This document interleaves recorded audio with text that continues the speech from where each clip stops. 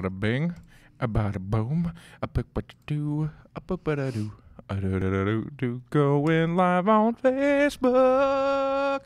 It should be fetching here in a second. And let's see here. I think we are officially live. Do I just go on your page? Yeah, go. You could probably best to go to Fourth Wall TV. Oh, here it is. YouTube. I'm on. I can see myself. Holy shit. Yeah, there you go. Now you can share. How do I share this? The dots. I gotta go to the dots. Hold up.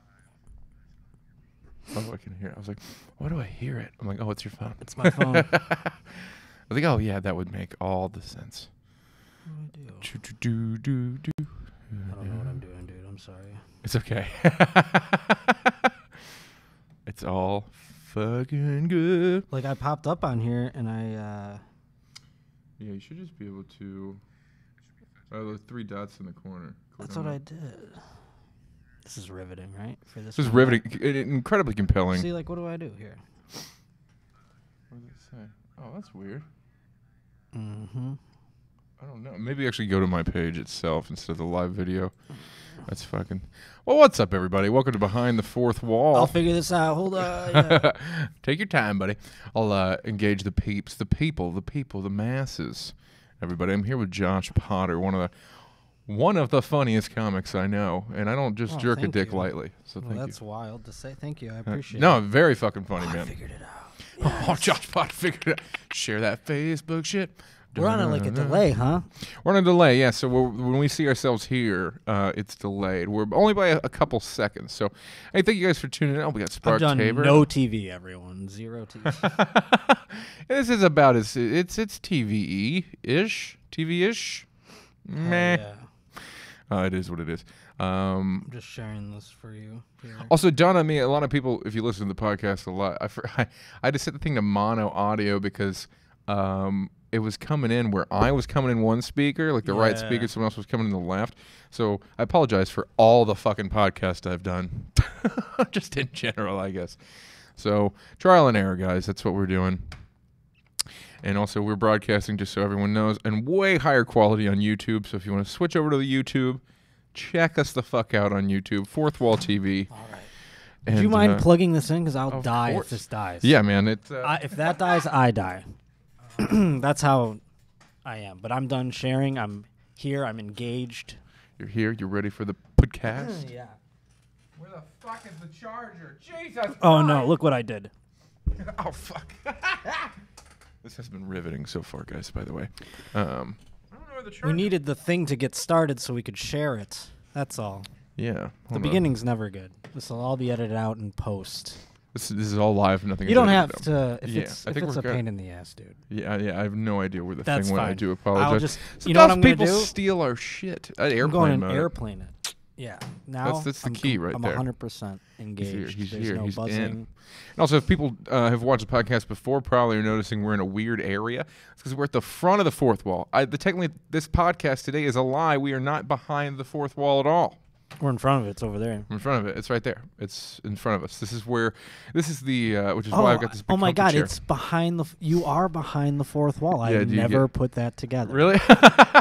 You know what? I have given no credit to myself for the title. It was all Rob Morris. He just said behind the fourth wall, and I went, whoa. It's literal and it's figurative. Yes. It is a deep motherfucking title. Good job. Yeah. I'll shout out to Rob Morris again. Guest I had on my podcast yesterday.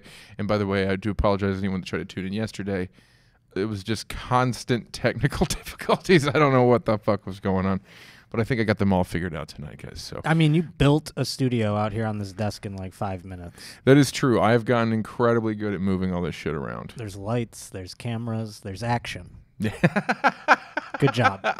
Thanks, buddy. No problem. You know, I like to have a supportive guest. You know, one that knows to flood my ego with joy. You know. Of course, you're the host. That's what you do. It's true.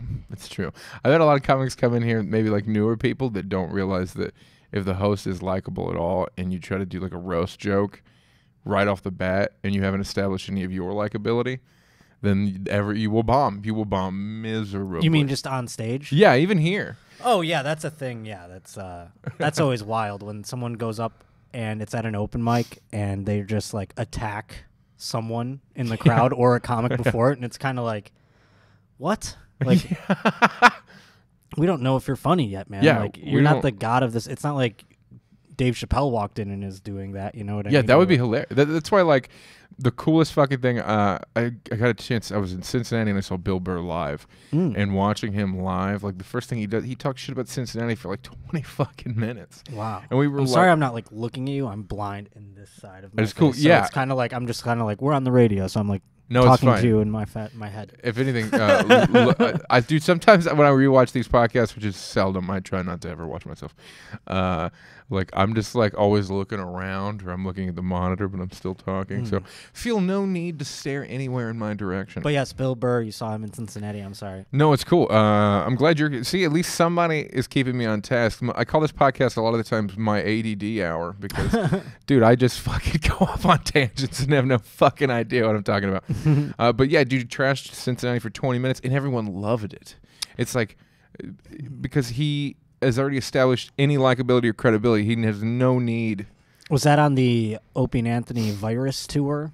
What was that? I don't know that. What is that? Well, that was the infamous thing that Bill Burr trashed Philadelphia because they were like booing or something. I don't remember. They booed Dom Herrera.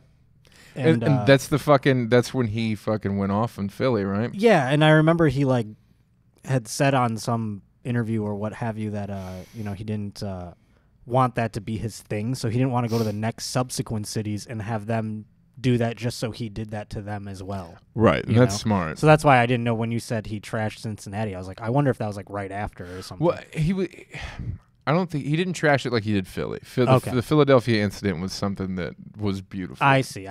But no, this was. It was just some good-natured ribbing. Yeah, because he was talking about how like Cincinnati is fucking weird. Like it's on a river and like he doesn't know if he's in Kentucky or not. Right. Yes. Cincinnati's fucking weird as shit. They've got their chili. Do you like that chili? You know what, dude? I do. Skyline chili. I miss it because, dude, I don't know what it is about everyone, all the white trash people in that area, but mother of God, they know the proper amount of cheese to put on things. You grew up with it, right? That's fair. Yeah, so I guess that's why. But yeah, you're right. Like the right amount of chili, right amount of fucking just, dude. They put handfuls of cheese. Oh yeah, see, but I so just good. do that when I like make a bowl of chili from like Campbell's. You know what I'm saying? Like, so that's kind of my point. It's like the cheese is like you just grew up with it. It has a special place in your heart. You know, I'm from a place that's gonna make my heart start skipping beats and stuff. Yeah, I'm from Buffalo, New York, and we have the same thing with food where it's kind of like we're like, oh, chicken finger subs, man, like those are so Buffalo, and then you're just Buffalo realize wings that are Buffalo. Well, right? yes, but there's specialties within Buffalo. You can't get a chicken finger sub at a pizzeria anywhere other than Buffalo, it seems, and it's wild because it's just chicken fingers. Yeah. And on a sub with like blue cheese and lettuce and does sound good, hot sauce and stuff like that. So it's like, why can't we? The ingredients exist everywhere else. Oh, yeah, fair enough. No one makes it though, you know? But that chili, the same thing, I feel is the same way. It's like you could make it anywhere really if you wanted to. Yes, and you could, and it's just no bean chili is all it is. It's just really finely ground meat and you know, chili powder. I mean, it's yeah. Fred Murphy's talking shit about my chili. Fuck you, motherfucker. Sorry. It's the water. Is it the water in Cincinnati? Oh, I know you're talking shit about the water in Cincinnati. Well, the water. They say that about the wings. The water. It's a thing about water. Oh, that's water. the thing about the wings. Oh, yeah, I didn't know it's that. so weird. I don't understand it. I have no idea what the water has to do with it. I mean, water because you're by Lake Erie. I don't know, man. I have no idea. I'm not a scientist. I don't know. I don't know what the water has to do with it. I ain't a wing scientist. I feel like it's a conspiracy. Like people are like the water, you know, like, and they tell you. But I feel like we're in 2018 and we should be able to have chicken wings everywhere at this point. And you know, there should be no regional food at this point. I feel like. Yeah, that's fair enough. Yeah, well, I mean, I don't think it really even is. Like I love Philly cheesesteak, but when I went to Philadelphia, like I didn't feel that inclined to get an actual Philly cheesesteak. Yeah, I've been to Philly a few times. I've never gotten a Philly cheesesteak. Really? Yeah, neither have I. I feel like I've had it. I don't know. Yeah, I know. Well, they got the different. Well, do you guys have Penn Stations up in Buffalo? No, you don't. Oh man, there's a place in Ohio called Penn Station. You guys have a lot of little things like that, sheets and stuff like that. Yes, too? Yeah. the sheets auto or the truck stops. We have a lot of weird little only Ohio things. Like I didn't know that. Like whenever I say 7-Eleven, a lot of times out here I'll say gas station because I mean Speedway because that's the only place. Like that's our 7-Eleven. Yeah. We don't even have 7-Elevens that I know of. I mean, if we do, it's only in like the big city. In Buffalo, we didn't have 7-Elevens until recently. We had a store called Wilson Farms, and it was like, and it was 7-Eleven, but a little bit better. And then 7-Eleven bought all the Wilson Farms. So okay. Well, that's we had a bunch of different things, and then Speedway came in and went no longer, and they bought everything that was anything different, like all the USA gases and stuff, and that big money convenience stores, man. You know, those lobbyists are out there stumping for them. Oh yeah, let's get deep. Let's get deep conspiracy theorist political. Jesus Christ! I honestly am very resentful towards all of that. But really? I'll tell you this, though. I will say one thing that's haunting me right now. What's that? It's the fact that there are Kavanaugh accusers coming out saying that they lied. Did you see that story? Yes, that was a Breitbart story. I don't No. It was in USA Today. I would not take any I didn't stock know. in Breitbart. Oh, yeah, well, rightfully so. And that's all the ones that I've seen. I did not know that USA Today was like, a lot of them said they USA lied. Today reported it, and it is fishy to me all the way around. Yeah. Like, I actually, because I've been binge watching the new season of House of Cards. Oh, yeah. That's where my brain's at. So I just was like, wow, what if when Dr. Ford came out and accused Kavanaugh, what if the GOP planted more accusers so that when the midterms came around... Well, Breitbart's article said that Ford admitted she lied. No. I don't think that's not that the what one. It said? I'm just taking stock in the USA Today article. I mean, rightfully fucking so, because... Yeah, I'm not listening to Breitbart, unfortunately. I don't take stock in them. Yeah, that's... call me a soy boy or whatever, but... Dude, you know what? I get the whole fucking soy boy thing in the sense that I understand the science behind what soy can do to your estrogen, which it can raise the estrogen. Your body can produce more estrogen, right? But because I'm a progressive liberal, leaning person, doesn't mean I've ever eaten soy in my life. I eat fucking garbage from 7-Eleven. I mean, I'm not a soy boy. Which technically, yeah. You know. And I love that phrase, dude. You fucking soy boy. But my point is, though, like, I'm not. The USA Today article said that. I mean, I'm taking stock in that, as like I said, and it's just wild. Why did this woman come out and say this like 5 days before the election instead of like just waiting? So it's like, hey, I'm gonna be a detriment to the Me Too movement, and I'm gonna fuck up the election. You know what I mean? Like, she really doubled down on. That's a fucking good point. That was my like. Then I got all like House of Cardsy. And I was like, oh, my goodness. What if the GOP planted fucking Dude, I think right now... And they... Oh, man, how evil would that be? That would be genius, but evil. I think that... I don't put it past any party. I love that liberals think that... like it's like a lot of people that defended Hillary Clinton. Like, she was a fucking war hawk conservative who married... a fucking liberal, and so she put that hat on. Her whole family are registered Republicans. I mean, she's not. I am the dumbest person about all of this. Oh no, it's okay. I'm sorry. I'm such in the mud because tomorrow we're doing. I'll press this since I'm a whore. We're robbing the people tomorrow on the same network, and it's like election day. Everyone go vote. I guess I don't know anymore. I mean. Just because I don't like Trump, people often think I'm like, oh, you love Hillary. And it's like, no, I really didn't. No. This was 2016 was a nightmare. You know? Dude, like, from every, like, it's like, this is going to be, it's going to be her or him. Like, good God. And I know, and I get people mad at me because I didn't do it. I couldn't do it. There was no point in me going there and even trying to fucking vote. I didn't want to register. I didn't want to think about it. I just didn't do it. I was like, no, I'm not doing this. I feel like it's just like you have to just so you don't have an excuse.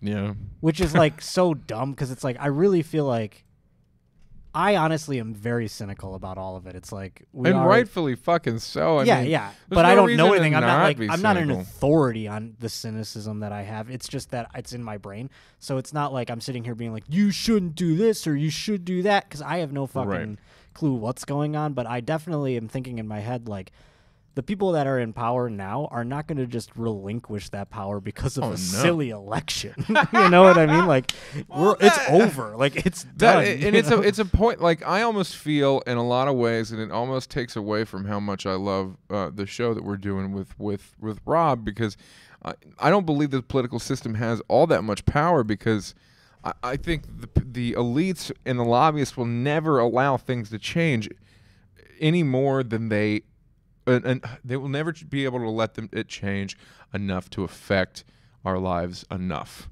because the way we live our lives now makes them billions of dollars, and they would never ever let that change. I mean, at the end of the day, I'm just trying to like live my fucking life, and shit, and it's like kind of like I don't know, I can't do anything about anything, so it's like I just want to like everyone to just be chill. You know what I mean? That's like ultimately you're right. All that I want is everyone, gay people to be chill. Fucking, if you like think you're a girl and you're a boy, like whatever the fuck you want, like just everyone just chill out. Let people do what the fuck they want to do. Their genders. That's the thing. I'm not smart in all that shit, but I just think like let you do what you want. Like I don't fucking care. You want to be whatever you fucking want to be. I want to be a fucking comedian, and I'll be pissed if people were like, I'm not going to let you try to do that. Exactly. If people were like, yeah, there's no more comedy so as long anymore, as like it offends us. I mean, has my life drastically changed one way or another because of the president of the United States and who they are? No. But it's made comedy worse. That's the thing. Like, it's just the fucking general vibes, man. Like, dude, yeah. The vibes are just shitty. And so I know that's simplifying everything. It's made super liberal people out here nearly unbearable. I will say, you want me to say one thing? I mean, like, I'm very anti-Trump, but I'll say one thing pro-Trump. He got rid of that fucking thing I have to pay for health insurance that I don't have. Oh, absolutely, so man. The moment he did that, I was like, I'll fucking shake that man's hand right now. I was like, yeah, you're breaking down Obamacare, but I'm not buying Obamacare anyway. So it's like, I don't have to pay that penalty, fine. The penalty is the reason why I haven't gotten any tax money the last 3 fucking years. So like, hey, I was like, hey, at least that happened. He didn't completely dismantle everything, and I don't have to pay that fucking fine. So that directly affected me. That's the only That is fair. thing. That is, you know what? And that's one of those things where I guess I could say that Obama negatively affected me in the sense that I didn't get that fucking money. True, but and then one would argue if you just went through the steps and did it, you would have health insurance that was affordable. That is true. But then again, dude, because I was making, because of my area and because of how low the normal income is in my fucking area, they were trying to make me pay $250 a month for health insurance, and I was like, affordable my dick hole. So well, I was just taking the $600 hit or whatever. That's for healthcare standards, though. That's pretty affordable. Yeah, and that's what's shitty about it, though, is that. A guy like you and I don't want to fill out a goddamn paperwork. You know what I'm saying? Like, so I'm just never gonna do it. And then you have to put a fine on me because I'm a lazy piece of shit. And it's like I'm taking my life into my own hands. It's only my life. It's not affecting other people. Like, sure, I guess I have to go to a hospital, and people could be like, "You're using resources and shit," but it's like. That's not your money. Who gives a fuck? You know what I'm saying? It's a fucking hospital. Oh, my taxes pay this or that. It's like. You're going to pay those fucking taxes regardless of what they go to. You don't bitch about half the shit the government spends on them. So, like... And you're right, Fred Murphy, yeah. Who cares if I get a fucking Band-Aid out of that shit? You know what I'm saying? Like, yeah, no, fair enough. It's wild. It's just like, everyone needs to just chill out. It is true. Are people shitting on me? I can't read that stuff. No. I'm reading it to you, trust me. You fucking... liberal soy boy, bitch boy, faggot. I don't say that word, but people say that to me about me. So, good cover up. No. Oh, and also, there's also no language restrictions on my podcast, guys. So if you're watching with small children, why the fuck are your children awake right now? It's midnight on the East Coast or West Coast. It's 3 a.m. on the East Coast. Never mind. $1,000 a month for insurance for our family is what Fred Murphy said. Mother of God, I'm glad I can't reproduce. That probably comes out of your paycheck and shit, right? Or is that what you pay? Does that come out of your paycheck, or do you actually have to physically pay that yourself there, Fred? I mean, a lot of money comes out of paychecks, too. It's kind of bullshit. I was always kind of like, when I would get it, I would never use it. And maybe that's just because I'm blessed with wonderful health. I mean, look at me. God. I would have benefited from... Not at I don't know. Not the time. I'll say this. I was lucky enough to have a job for a broadcasting company for a majority of my life so far, and I've had awesome. health insurance through that. No, see, that's fucking It wasn't great, man. good. Fred Murphy So I never says, used it. was out of pocket. We're on a group plan now, thank God. Out of pocket. Oh, Grand. Joe Minte says, great truck set, Fred. I'm glad you guys are bonding on the podcast chat that Potter cannot read. I can't read that So shit. Yeah. what can I like? I like to get personal on this podcast. Sometimes to the point where I believe I nearly have autism because I can't help but ask the most personal questions, and people go, "Wow, you just asked me that," and I'm like, "Yeah." No, comics ask like that's the thing that's great about meeting another comic is like they'll just be like, "What's up with your eyes, bro?" yeah. But like normal what, people in society would be like, you like. Or they like. Oh, I hate the worst thing is when people like if you got something weird about you and people are just looking at it, and then they're trying to just talk to you normally, but they can't not look at it, and you're like, motherfucker, I get just what. Like, just I'd rather you be like, hey, you got a weird fucking eye, bro. What's up? What's going on with it? Well, the only thing more boring than politics stuff is my eye story. But, I mean, it's just like I've just had bad eyes my whole life, and I was nearsighted. And then when you're very nearsighted, your eyes grow oblong. And no shit, I didn't know that. I was so severely nearsighted that my eyes were so oblong that it tore the retinas. Damn. And I have a degenerative retina disease, like macular degeneration, it's called. And so like the retinas were deteriorating, and when the eye grew oblong, it tore it like wall like. Wow, did you like feel that fucking shit happen? No, you don't feel it at all. It's oh wow, just gonna your just vision happens, just gets and worse then and worse. It's like a curtain comes across your sight line of sight. Holy shit! And it happens rapidly. Like it starts like you'll notice it in the beginning of the day. Like the first time it happened, like I noticed that it happened. Like I was in the shower. I thought I got like soap in my eye or something, you know. Oh wow! And then like as the day progressed, I was like, I can't see. It's like an eclipse was coming across my eye. I'm like, huh, you know, like I was like, weird. Something weird's happening. And then there was no cell phones. I was in 7th grade, and I went to a payphone and called my mom from school, and I was like, I'm like, something's up with my eyes. I think I'm going blind or something. Wow. And then she took me to the eye doctor, and they're like, he needs surgery tomorrow. No shit. Yeah. Wow. Or like, were they able to save anything? Well, that one was my good eye. That's the story of my good eye, everyone. Holy shit! Wow. So and that happened so early. So that was your left eye. This happened to. Yes, that happened so early that it was a clean tear, and the doctor was like this fucking savant. Oh wow, that's really cool. Dr. Seligson. Oh, and then and then he's like, can I film? Because this only happens to old people usually. Like right. people. I've seen that in older people. Like Mike Zimmer has the same thing I have. The coach of the Minnesota Vikings. Yeah, and Stuart Scott had it too, and I mean those guys are like pretty young for getting it, and I'm even younger. So this guy was like, "Can I videotape this surgery?" Oh shit! So there's like a medical video. Yeah, he was like, "I'm gonna win a goddamn award for this shit." So I knew he was gonna knock it out of the park, and he sure as fuck did because.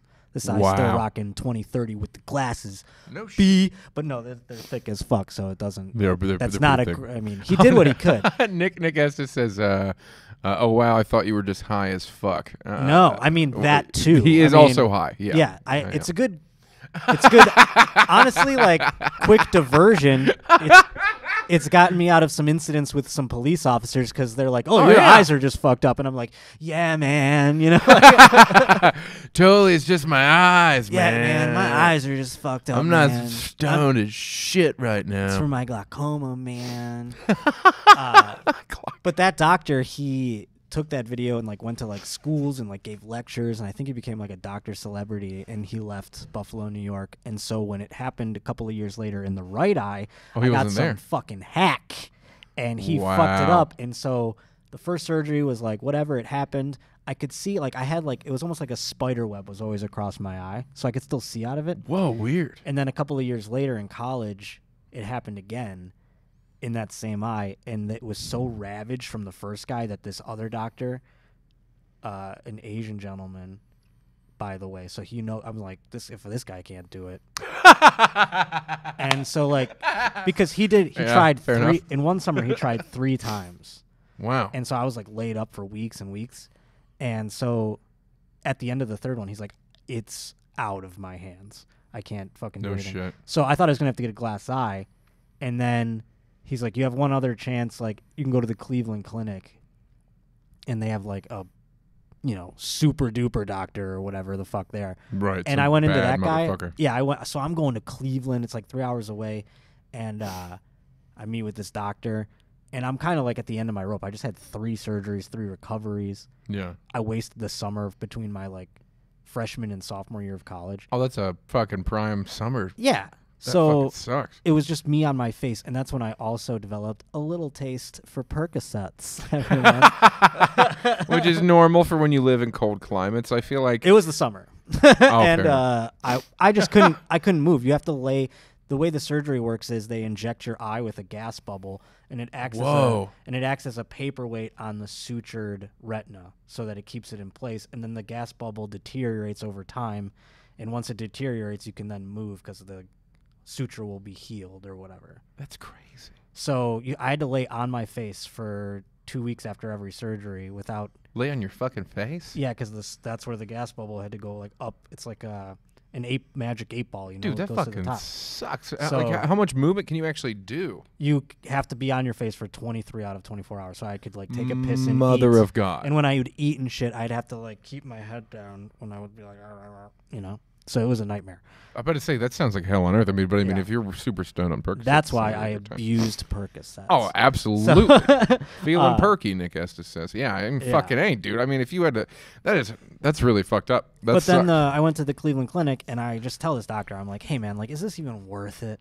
Like, is it just gonna be glass eye city for me? And he's like, listen, the goal is to keep this eye in your face so that if like stem cell research progresses or something, because that's the only thing, it's a tissue. So it's like... Right, so it could be healed potentially by stem cells. Right. So like you can do transplants with stem cells maybe or some shit. I don't fucking know. I'm not a fucking... Well, I know the stuff they do down in Mexico now where they do intravenous stem cell. Like they take like bone marrow from a 19-year-old girl because apparently that is a particular... 19, you say. No, and apparently I don't know why that's... and they just put it in your dick? Yeah. You got to bang on it first.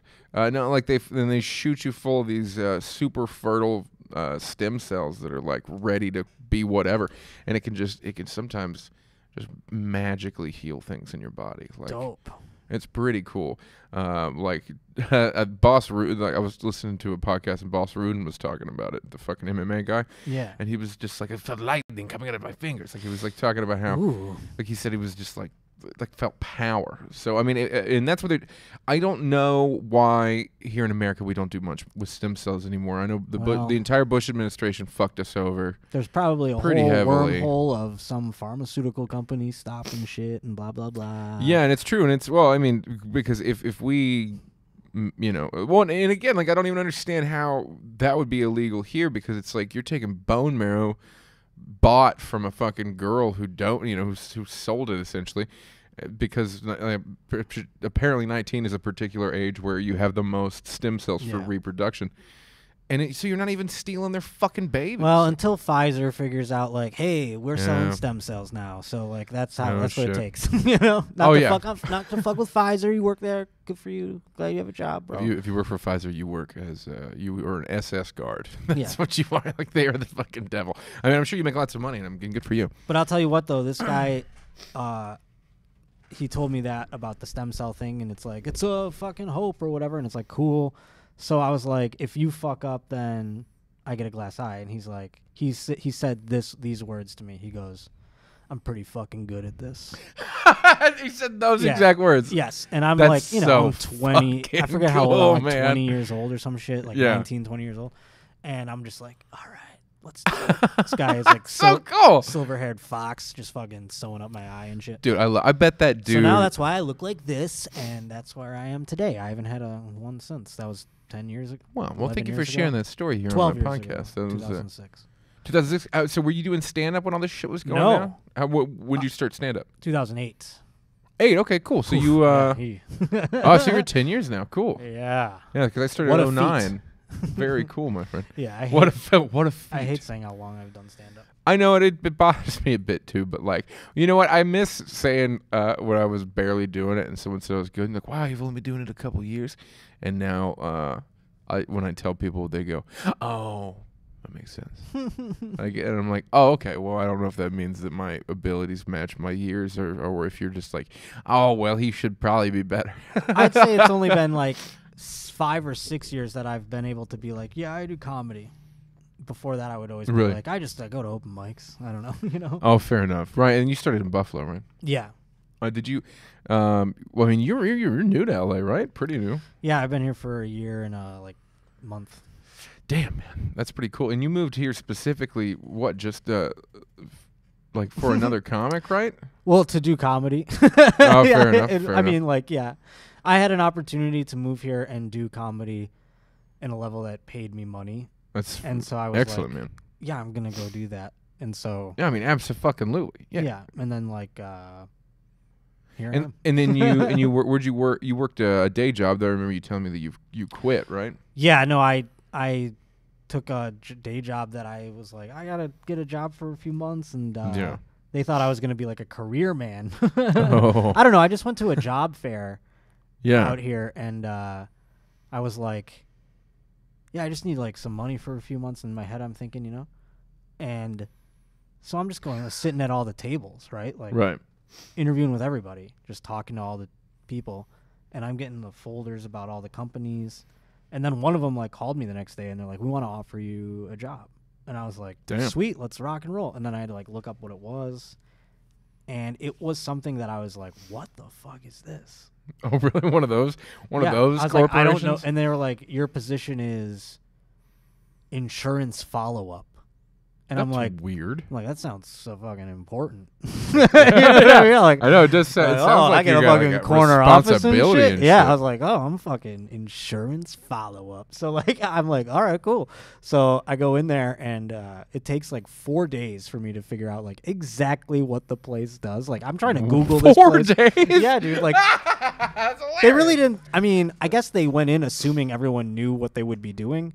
Because the first couple of days was all like orientation. I love the idea of that. If you just walk into a place like, I don't want to. I'm gonna like, eventually so want to figure out. Any questions? Yeah. So what goes on here? Yeah. What is this place? Yeah.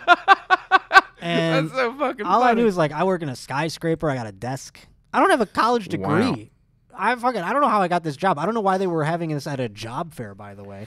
And it wasn't like it paid anything great. So it's like you're a cog in a machine. They must just have like so much turnover. Right. But what I came to find out is it's like you're a go-between. Like a clinic hires our company to represent them and argue with insurance companies about people's medical bills. Wow. So I was the guy arguing for your behalf. Well, the clinic's behalf, really, because like it would come down to being like, oh, the patient has to pay this. You know, like that would happen. That's like a lawyer should be doing, right? It seemed way out of my depth, and I really had no. I mean, I started picking it up and like trying to do it, and like they would do audits on your work, and they would like bring me into a meeting, and they'd be like, okay, so like we've taken an audit of your work out of 5 random claims. Yeah. You get a score of 10 for the best and a 0 for the worst, and you're at a 4.8. And I was like, hey, 4.8, guys. I was like, that's pretty good, right? Like, yeah, for not having any I don't know what I'm doing. They knew I didn't know what I was doing, and they still were like, hey, you should know what you're doing, kind of, you know? They were kind of like, no, you're in the right. So did you think you were going to get fucking shit canned, or did Definitely, you? Every day I was thinking in my head, like, I would make mistakes where they would be like, yo. You know, really? Like, that bad? Yeah, that's like, yo, you just really like, because you're dealing with like HIPAA laws and shit and stuff like that. So it's they like, just bring random people in to do right? that. Yeah. So again, the more you describe it, I'm like, you're not a lawyer. Well, some of the people that were working in my department like had degrees in this, but I'm thinking in my head, I'm like, you got a degree for this, like. Yeah. And I'm here. I must be so insulting to you that I don't have a degree in anything. You got it in a job fair. I just sat at a table and was like, just sweet talk this guy and like showed him that I can do Excel spreadsheets. Like that's all that they hired me because they were like, you know what a computer does. And I was like, wow, are you serious? Yeah, dude. They're like, just basic computer literacy is all they're like, yeah, for. you can pick up software quick. based off your Holy software shit. knowledge. And I was like, this is That's all scary. audio editing software. But they didn't give a shit. So, hey, I was there. I was taking the checks. And then finally I was just like, peace. And I left like when I did my exit interview with them. Yeah. It was like, I worked there for like a few months. And I was like, yeah, I'm putting my 2 weeks in. They were like, okay. They didn't say anything. And then they were like, you just have to do an exit interview and we'll cut you a check and everything right there. I was like, sweet. So I sit down at the exit interview. They're like, so, like, tell us why you had to leave or whatever. And I was like, I'm not good at this, right? Like, like we all are aware. I'm like, bad. yeah, like you guys don't want me working here, right? Like I'm just bringing the team down, like. And they were just kind of like, yeah, good, touche. That's great. Good point. And Yeah, so, yeah. I mean, they gave me a Good check points. and I went on my way, and that was that. A couple months getting some rent money and, like, hating it, obviously. It was like, Yeah. I don't want to work in a goddamn office. So you're doing more actually, Nick asked us a question here. First he said, I want to bone a 19-year-old girl who's super fertile. We all do, buddy. Not fertile, actually. That sounds terrifying. What But are you talking about? you're not. But no, 19 sounds fun. And then he says, are you guys repped? How do y'all get booked? You don't have an agent, do you? Or do you? No, yeah, I know. Getting an agent, if you don't know Mr. Estes, maybe you do. I don't quite know. Who's that? He's a guy that always watches the YouTube videos. I can't remember where you said you were based out of. Oh, you're talking to them? Yes, yeah. Oh. No, but like I thought you were asking me. no. It's fucking almost impossible to get an agent as a comic. I don't know if you said you did stand up. I can't remember, my friend. But it's fucking impossible. Like, we get booked because I've been fortunate enough. Dat Fan comes through here and he'll put me on at the Ice House. But also, I'm the general manager here, so I'm lucky enough to, get paid to be here, which is really cool. And I fell into this on luck, and also luck and unfortune all at the same time, which is unfortunate. Chile, opening in Cali in December. Oh, he's in Chile? That's dope. Oh, well, check us out when you come through Cali, man. Maybe we'll throw you on the podcast since you're always here talking to us. So, you don't have any signs of getting an agent anytime soon? I mean, I feel as though, I don't know how any of that shit works, to be quite honest. I don't either, really. But I feel like my inkling is that if you have a demand to sell tickets, you'll get an agent. Yes, and people want to see that you're putting butts in seats. I've told people this before, and you can be both argued for and against, I guess.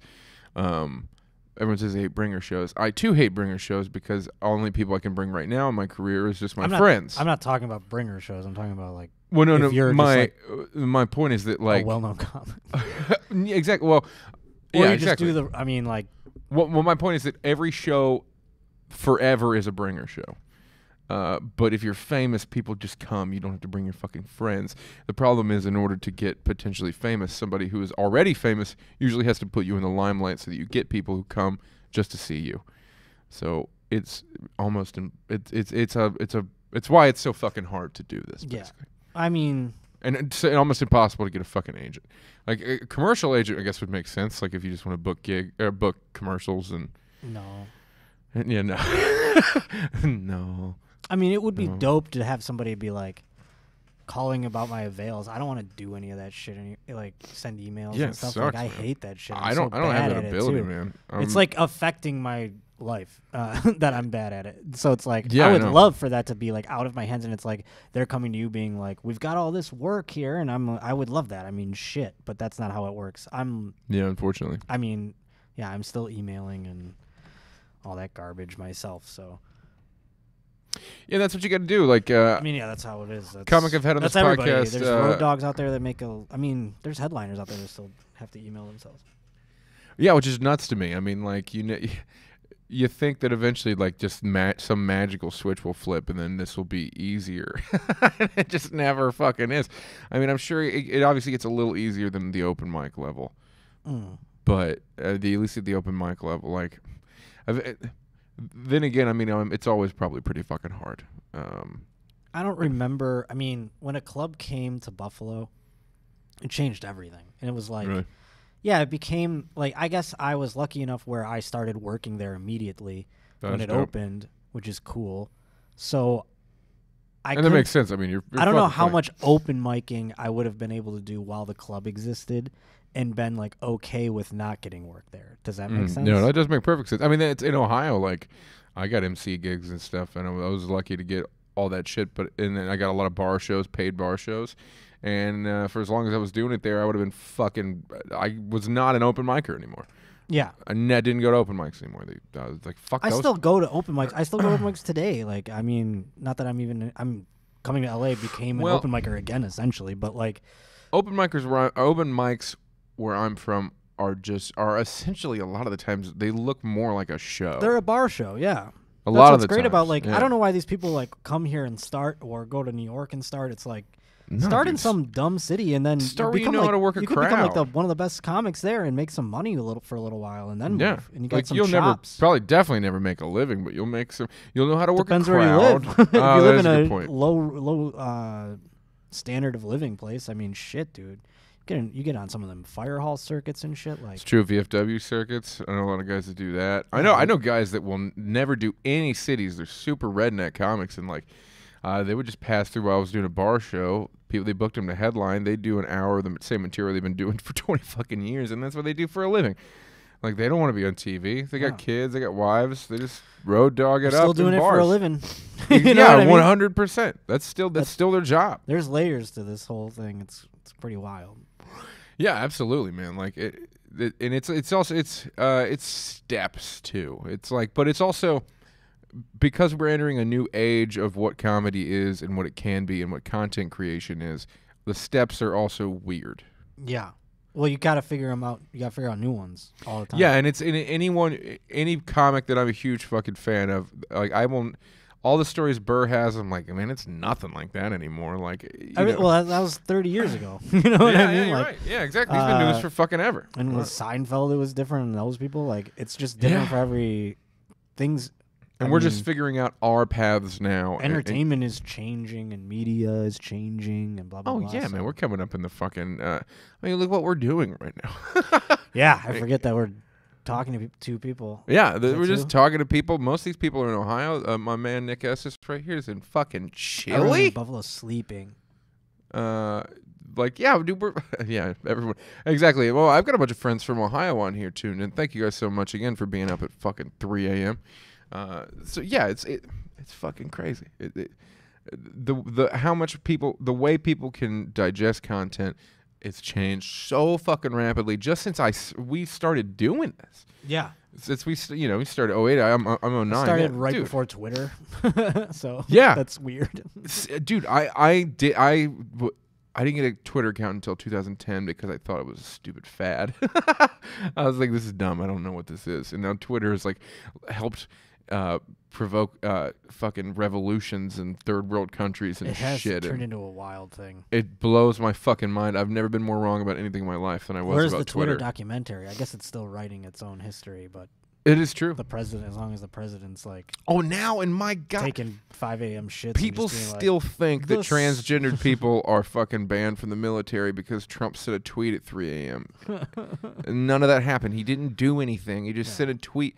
We have a president that sends, like you said, like shitter tweets. Yeah, that's what he's doing. He's definitely taking a shit. The dude eats Arby's like 4 times a day. Like, he's definitely shitting at 3 a.m. and just being like, yeah. All right, the failing New York Times, fuck you. Or whatever.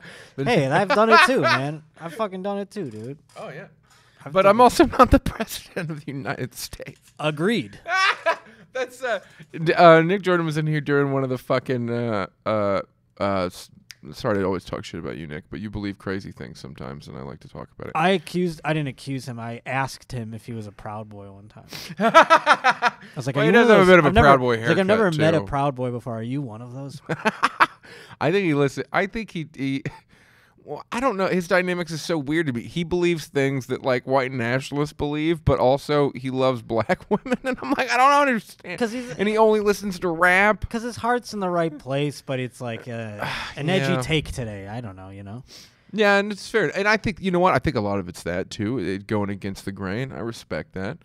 Yeah, he's definitely not an evil person, but he's no, none of he believes in any way is yeah. malicious. If anything, it's probably beneficial to people. And that's the part that I don't get along with the left. Is just like it's doing it's just so exhausting on their end of things that it's making people like that act that way.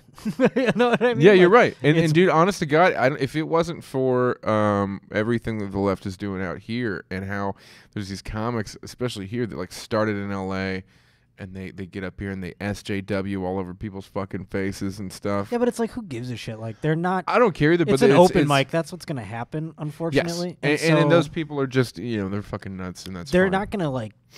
They're not gonna get anything. You know what I mean? Yeah, I know. No one's gonna be like, "Wow, I really enjoyed your virtue signaling. Please be my new opener." You know. I mean, yeah, they're gonna. They're not funny. They just say things for like applause breaks and shit. Yeah, but at the end of the day, like, if you can't make a fucking, I mean, like, I don't know. If you can't get laughs, it's like, it's not gonna happen. That's the great thing about comedy. I know, and like, people are like saying like now there's this new comedy or whatever for the post comedy or some shit like with Hannah Gatsby or whatever, and it's like that's its own thing. There's gonna still be people that want to laugh. Yeah, there might be people that want to watch. What is new post comedy? What is it? It's like where they don't laugh. I don't fucking know. You know what I mean? What? Like, you haven't heard? You haven't heard this whole thing? Like, it's like a new thing where it's like it's like it's I don't know if it's called post comedy. I could be completely wrong. But you've seen this whole Hannah Gatsby business, right? No. Nanette on Netflix. It's Nanette. Yeah. I know what that is. Yeah. Yeah. So that's Hannah Gatsby. So like it's like a thing in its own self. So it's like there's still gonna be people that want to like go watch comedy to like laugh at dick jokes and shit. That's not gonna go away because this new comedy exists or whatever it's called. So, no, it's just another thing. Yeah, so it's like, you want to go that route? Go for it. I don't know the fucking. Yeah, and it's like there's a big group of people that love blue collar comedy. There's a big group of people that love alt comedy. Like I know a lot of people, like when I say, especially in the middle of the country, I'm like, man, I really like Patton Oswalt. And they're like, who's that? And which blows my mind as someone who's a huge fan of comedy, but I sometimes forget he's a bit of an alt comic in a way. Right. Like he does. A lot of people don't find him funny at all because he talks about divisive stuff as far as like religion and shit goes. Should have been like from Ratatouille. Yeah, I think I might have said that. He made that movie about that rat that lives in that dude's hat and cook. If you can just make a crowd laugh, then you're gonna be fine. And I'm going to ask you if you believe in this too. I believe that. Like it's even at the point that I'm in my career now, or whatever. I don't believe anyone wants to hear or cares what I say. I just have to be funny and funny only. And I believe if you get to a point where you're at like a Burr level or something like that. Well, the new thing now, they would argue you don't have to be funny anymore. You just have to be like saying something, which is the dumbest fucking right. Which is like it goes against everything I stand for as far as comedy goes. Comedy, but that's the thing, like. I don't even care. You can call it. You can put it under the umbrella of comedy. It's like like I don't want to say the Nanette thing is not comedy. That was I don't want to say it's one woman show. I'm not going to say it's not comedy because that'd be me like saying like as a country music artist that like rap isn't music or something. You know what I mean? Like I'll still say like you're calling it comedy. Fine. Was there actually funny moments in it? She makes jokes. Were they fun? Okay, so she's making jokes, then it is comedy. But like there are jokes here and there, but it's like a lot of like heavy shit. You know what I'm saying? So it's like I know, and you know what, man? I get why you say it's a one woman show or whatever. And again, I had that like immediate reaction as a comedian at first too. I was like, this isn't stand up. This is like a talk, like a one woman show, like you said. But if she's gonna call it comedy, I'm not gonna be like these people that are like that isn't comedy, like bristle against it. It's like fine, put it under the umbrella of comedy. It's not the kind of comedy I'm doing or going to do. Well, that's and I guess I'm a bit of a hypocrite for saying that because like I gave Al Madrigal shit for the fucking like open letter to Larry the Cable Guy thing that he did forever ago. Did you know what I'm talking about? I think it was Al Madrigal. Right. Well, he was just I didn't know if it was Al Madrigal. I can't remember who it was, but some comic did that open letter to fucking Larry the Cable Guy, basically where he posted on the internet and he was like, this isn't comedy. You're not this. You're not that. You're trying to appeal to the lowest common denominator. I'm like, fuck you. Larry the Cable Guy's made me laugh a few times. I'm not a fan, but also he's fucking funny. He makes people laugh. He makes people happy. And people, like, why is that less than what you're doing just because you do it in an intellectual way? Yeah, I'll never I hate that zeitgeist shit going on right now. I don't disrespect anybody who sells fucking tickets in an industry that I aspire to sell tickets in. It's like you made $153 million in 1 year. You figured it out. Whether it's not, I'm not gonna like. That's not to say like now I'm gonna do that. But hey, Yes. you're selling the tickets. It doesn't change what I'm gonna do, and I'm gonna do what I'm gonna do. Congratulations on figuring it out. I hope I get to figure it out for my thing. Yeah, and exactly. And I feel like a lot of it is bitterness and jealousy, and I think that's bullshit because it's like. It's so. I mean, I remember like coming up into my 20s and shit. I had that shit too. I'm only 32. I'm not fucking. But I'm saying like, in my first few years, it was like, yeah, of course you're jealous and you're whatever, but it's wasted energy, dude. It's Absolutely, and like. So I guess I've talked myself out of hating that, but at the same time, I don't think comedy still has to be funny to be considered comedy, and that's the only thing that I would. By the definition of the word, I agree with you. But we live in 2018 now, where it's like I could be like, hey, I identify as a astral gendered porcupine or whatever, and like you have to accept that, dude. So like we have to do the same with comedy, you know. I want to get astral gendered porcupine tattooed on my lower back. That's the fucking funniest. Astral gendered porcupine. Yeah, I mean, it's so fucking funny. And you know what? And sure, like I say, bend the fucking rules. I don't care. Like, if it works for you, it works for you. I'm not. But it's not going to work for everybody, so have fun out there if you're trying to do that shit. I'm telling you right now. Like, yeah, dude, good fucking luck. And it's also not going to last very fucking long, I feel like long, Hannah dude. Gatsby did a lot of jokes before she did that shit, so good luck if you're just going to. She probably did a lot of shitty pussy jokes for a long fucking time until she got in the limelight. I mean, have fun grinding it out at open mics, doing post-comedy or whatever they're calling it nowadays, where it's like you're attempting to get. I mean, if you can slug it out and eventually get to the top of the game too, then you deserve it as well. But how many people are going to suffer that? Yeah, that's really at the end of the day. I don't care what kind of comedy you're doing. If you suffer through it and get to the end. Yeah, of the nobody's tunnel. getting on fucking TV after doing open mics for a few weeks. It's like you gotta. No one's not eating a dick for years and years before they get on fucking TV. Yeah, that's really the test of truth. I mean. Yeah, you like if you're on TV, you've been working your fucking dick off. Like, in like, there's luck involved, but also, okay, Chris Corwin, aka Biscuit, one of my favorite people. Chris Gethard is like that. Serious subject matter with some humor. I'm not that familiar with Chris Gethard. Yeah, I mean, and he'd be considered an alt comic, but I don't think he'd be considered as far into this new movement as the net thing. Yeah, the net thing, that's pretty extreme. But yeah, that's not my cup either. You know what I mean? Like, I'm not a big but I would I'm not never familiar with him. I would never say not that Chris big of a fan. Gethard's not a comedian or anything like that. I'm not a sicko. Yeah, and then Larry the Cable Guy is a character, and Dan Whitney is a fucking genius that he came up with him and ran with it. Yeah, I was took a lady to the Greyhound station when I lived in Ohio who was friends with a friend of mine named Corey Mintz who passed away. But she ran the club in Florida where Dan Whitney would do open mics at, and then she talks shit about him only because that stupid son of a bitch went on that radio show, did that stupid character, and now he's famous as shit. And I'm like, yeah, cool. That's great. That's fucking awesome. That's how I've gotten. I'm a person. I did the same dumb shit. I called radio stations and fucking fucked around. And dude, I up my character like a motherfucker. Like I just emphasize. I don't emphasize redneck stuff, but I'm just like, I up the white trash. Like I lay my fucking Southern Ohio accent on a little thicker. Yeah. Here and there, and just fucking I'm a character on stage. Like, why not figure that out? Like, I don't know. I loved, that's why I got into radio, because I loved radio. Yeah. And so like a guy that called in like that and made a character out of it, and then he would just diligently call radio stations, different markets, and just crush it to the point where they're like, oh, well, we got to have this guy call it. Because, you know, when you do a radio show, you're like, any content, you're like, thank God. You know what I mean? It's like you have hours every day. So it's like, oh my God, this guy's great.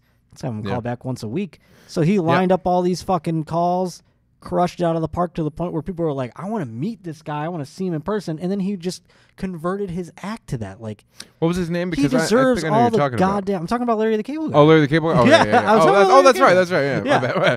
Yeah, you're right, man. It's and then there's a guy from I thought you were talking about for a second. I don't know why. There's a guy from Ohio that did that. Biscuit, please remind me of his name. He just does the Pork Pistols thing. He called in Bob and Tom all the time. That Indiana radio station. Did you get that up in syndication? We did not have Bob and Tom, but I'm very familiar with them, having worked in that exact business. Yeah, I imagine you. Yeah, because they're the whole like everyone who's from the Midwest aspires to be on Bob and Tom, and I forget a lot of people out here have never heard of Bob and Tom. I mean, it's one of the. If you're not a morning radio person. That's true. I worked. They never came to God, I our can't remember markets, his but we name. would have fucking stomped them into the ground, Bob and Tom. I'm telling you right now, you definitely stay out of Buffalo because fuck, we would have fucked you up, Bob and Tom. That's why you stay the fuck away. I love Donnie Baker. Fuck. That's his fucking name. Thank you, Biscuit. I Yeah. appreciate you, buddy. Yeah, Donnie Baker. He just calling. Yeah, man, I got a boat for sale. I swear to God, I do. Like he'd call in and he'd just say a bunch of crazy shit, and it was funny. And now, like, I met the dude because a funny comic named Jay Snyder fucking features for him. It's really cool. Oh, that's cool. Yeah, and he doesn't really have that much of an accent. He's not a redneck. He's cut his hair into like a bowl cut mullet because he lives his character, which I respect as fuck. But like, he's just a normal dude. And he's running with his character, and it's just he's did to a lesser degree what Larry the Cable Guy has done. As a fan of morning radio growing up, like I loved all the zoo shit. I loved like shock jocks and shit growing up and stuff. Oh yeah, so you're a Stern fan and stuff. Oh like that? yeah, like and I got to compete against Stern for his last days in Buffalo radio. That's a cool. As a member of a show, like our show constantly did better than him. It just was like one of those testaments to like local radio predominantly. Oh, if you right, put on right, good right. content locally, it's gonna do better than the national syndicated thing. But it was a fight, you know what I'm saying? And then like, Did you have a radio name? No, I that's my name right now, Josh Potter. Oh, Josh Potter. Oh, okay. Yeah. I'd have been Hootie and the Fish. You No, know, I was like, on the Shred and Reagan show, and they were Oh. like their names were Ted Shred, and Tom Reagan. Oh, okay, sure. And then I was like a member of that. Okay, so like one of the like secondary members that are like on Stern and stuff. I started out as a teenager as a stunt boy, if you know what those are. I don't know what that is. You don't know what a stunt boy is? How old are you, dude? So like, I don't understand the reference. so this maybe is like out of context. more of a 2000s shock jockey thing. Like stunt morning boy. radio evolved from like being like the 90s wild times, and then in the 2000s it was like there. Yeah. And like they were, and like stunts were a thing, right? So like, Oh, okay. You do, like, radio so stunts. you would just do weird shit. You'd be like Yeah. that guy that like I had a ate dignified vomit. exactly. I had a That dignified sucks. I had a dignified name, and it was my name, Josh Potter, and Wow. I Is did stunts that weren't. I tried to do things that I didn't find degrading, but there were occasions. Or you sold I yourself. got to pick a lot of them too, but then Oh, that's cool. I definitely made a decision in my brain, and I never really like vocalized it, but they kind of understood. I think that at like a certain age, I was like, I'm done with that shit, and I never had to really do it again. That's and then I was good. like That's actually writing good. bits. I loved writing bits and like contributing segments and stuff like that. So, and making That's crazy. making though, man. radio theaters, those were fun and stuff like that. I did there was a hockey player in Buffalo named Nate Kirby, and I based like a whole like audio cartoon around him, and it got like decently popular. Like it was That's so cool, man. yeah, so that was cool. But like starting out with stunts, like the first thing I ever did on the air was I got shot. A policeman shot me with a taser Oh shit. in my back on the radio. And that like started my life, everyone. Oh shit, we're almost at an hour. Fuck Oh, yeah. sorry, dude. No, that's great, man. This is why I really fucking fast. I definitely want to have you back on, man. Word. This is a lot of fun, and you're just full Does of this fun. exist on the iTunes and stuff? Or? Not yet. You know, I'm actually gonna do an iTunes blitz here next week, and I'm gonna just start dropping daily every episode I've done. I think I'm like 25 already. Cool. Because I do it so often. Man, maybe way more than that. I'll have to go and look. But I'm going to start doing an iTunes blitz. But, hey, please promote anything, your YouTube, your Twitter, anything. You can follow me on Twitter at @J_Potter. I'm going to be at Flappers on the 18th. How many? Didn't you say you have like 5 dates coming up here at Flappers? Yeah, I got a couple. They're in December or whatever. Oh, cool. So Cool. I'll be at Flappers and shit. Okay, well, check out Flappers in yeah. Burbank, California, guys. And, hey, dude, thank you so much for being on this podcast. Fucking. Thanks so much, dude. I'm gonna be on your mom's house podcast Oh, no shit. a bunch in the next couple of weeks. So Fucking I'm cool on. shit. I've been on once, and I'm gonna be doing a regular. I'm going to have to look up your episode. That's really fucking Felipe cool. Esparza's episode 469. We're just kind of there hanging out, talking to them. No, I do a segment before Felipe, so it's like I'm Oh, not, cool. Yeah, it's cool. And I guess I'm going to be doing. That's fucking pretty awesome. Soon. Man. I don't know when yet, but well, it's awesome. Look out for him on Your Mom's House podcast. Go check out his episode with Felipe Esparza. And this has been Behind the Fourth Wall. Get in front of the fourth wall. Doesn't matter, guys. This is Josh Potter. I'm Travis Clyburn, as always. Thank you guys so much for tuning in. Bye.